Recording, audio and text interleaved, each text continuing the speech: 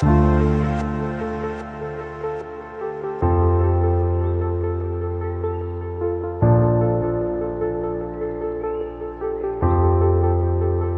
a new proposal in Article 819, and this has come from a couple of branches, which have suggested that the office of the legal advisor shall be an elective position, and in accordance with the duties of the legal advisor in the former constitution, continues that way, no change.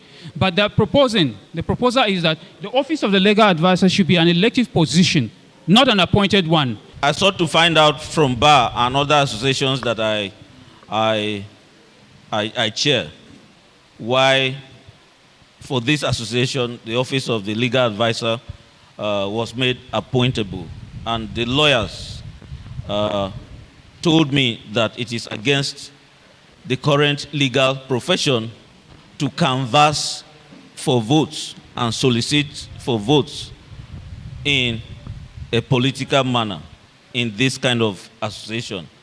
I chair at least 7 boards, and the company secretaries have told me that. So perhaps that was why our founding fathers said that let it be an appointable position, so that we don't put them in trouble with the legal provisions. If you elect a legal advisor to office, and he has to chair the legal and disciplinary committee of your association, he should not be able to report back to the president or to the executive. He's the lawyer for the whole association. He should be able to report just to the General Assembly, so that the interests, if the interests of the executive, for instance, conflict with the interests of the General Assembly, the interest of the General Assembly should override. And if you have a legal advisor that is appointed, then he's in a position to report to the General Assembly, not to take the interest of the... You're supposed to be neutral. You introduced to me a lacuna when you talked of if the legal advisor is appointed, he will not be partial. If elected, he will be partial. I think the opposite is the case. If I appoint you, you are directly answerable to me, and you defend my cause wherever you are called upon to do so. So if the position is going to be appointable, we have to define whether it is the ESCO or the President or the General Assembly that will do the appointments. Yeah. Leaving it fluid like that is still subject to many interpretations. And I think it's better we clarify it at this point. Thank you, sir, for that very erudite observation. The ESCO will submit the nominees to the General Assembly. They will ratify and get maybe 2-3 names to the General Assembly. They will be debated, and one will be selected as the legal advisor of the association. Thank you, sir. Before, during conventions here, conventions sometimes ended without any legal advisor getting any nomination. The ESCO was always mandated to source for a legal advisor and report back. Because the few lawyers who were there, some will say they are too engaged to accept the offer. That is the background that brought us to all these things that you see in the previous constitution. But now that Brizo has a pool of lawyers to draw from, I know one thing that lawyers don't compromise is about their seniority. So if you nominate 3 lawyers here to come and stand for election, I bet you they will look at among themselves and say, no, the most senior should go ahead and take that position. So, to me, putting this thing to an election will just be an exercise in futility. Thank you very much. Ladies and gentlemen, this is a proposed amendment to 8.1A9. It's drafted as follows. The office of the legal advisor shall be an appointed position.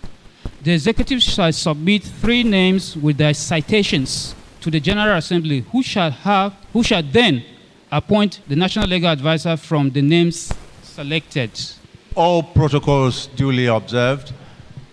By this provision, which we have just approved now, it means that the legal advisor will not be elected during the elective AGM, because the ESCO will not have met, and they will not be in a position to select 3 appointable people, and therefore his tenure either will be only 1 year or will be overlapping into the next ESCO, who will, I don't know, may choose not to recognize him or something. But within the same elective year, he will not be available. So we need to think about that. I think it's a valid point that Elder Teka Agumade raised, and that is what obtained even when we came in. We came in, there was no legal advisor. We held the first ESCO meeting. We recommended 2 names to us, ESCO, and then 1 was selected, and that's how he became a member. Now, what we are deciding here is that that authority doesn't reside with ESCO. Recommend to the General Assembly, let the General Assembly speak. And we mustn't meet physically to pick someone. We'll hold an inaugural meeting, send citations of 3 people, send to the branches and the sets, and have votes taken, and we advise as a secretariat. So that process will be done not physically, but can be done virtually. That's what I think. We are in an ICT world. Bigger meetings are even done on Zoom. Why can't we do it for bar? I think we can do that. And yes, we can even have a Zoom meeting for this. We can do it and ratify such a name. And secondly, it's just the framing of that amendment. They said the names will be submitted to the General Assembly, who we appoint. The General Assembly will never appoint. They will ratify and approve. So your writing there should be, they will ratify the names and approve a name out of that. So we don't appoint at the General Assembly, we approve what has been sent to the General Assembly. I have this small misunderstanding, because when we talk of the General Assembly approving or ratifying, General Assembly is not a single place. I begin to see an election taking place. Because General Assembly does not have one voice. General Assembly will have to take a majority before we know that there is a General Assembly. I begin to see an election. Only that we have made the ESCO the only power to do the nomination. Instead of nomination coming from the General Assembly, the ESCO is doing the nomination. And by and large, I see an election. Maybe I could be better educated on that. Yes, we have a pool of lawyers in bar. But not all of them know anything about bar. This is what we should consider in selecting those who might be out of them are selected. Because most of them, maybe if you just go and bring them up, they have never attended even a set meeting, though they are lawyers. And when they come to lead us here, they will mislead us completely. Let us appoint people who are within bar, who are working with bar, who are following bar, so that they will know how to advise us legally. I rest my case.